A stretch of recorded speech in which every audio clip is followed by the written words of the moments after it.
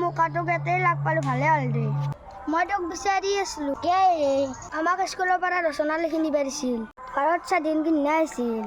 অলপ বহলকে লিখি দিব দিছিল মই মাথা মাৰি আকৌ ভাবিব না তই অলপমান কৈছো গাড়ীতে এখনি কথা মনত ৰাখিব লাগে কথা দেতে মনোযোগ দি শুন কোনদিনাখনে আছিল 1950 চনত 30 ফেব্ৰুৱাৰী সময় ভাটি বিলে ভাৰত আৰু তাৰ ভায়েকসকলৰ লগত মস্ত ডাঙৰ যুদ্ধ এটা যদি কৰাত লৈ এটাই চাম্বুল লৈ এটাই যদি জাতিলাও লৈ এটাই পানীলাও লৈ এটাই যদি কৰাচ লৈ এটাই চামুচ লৈ মস্ত যুদ্ধ শেষত আহিল গাঁওবুঢ়া আহিল দুইকে মাতি কিনে ভাগে দিলে সি নিজৰ ভাগত থাকি সি পিছদিনাই ক'লা মই স্বাধীন হলো মই সেইদিনাখনৰ পৰাই মনত ৰাখছো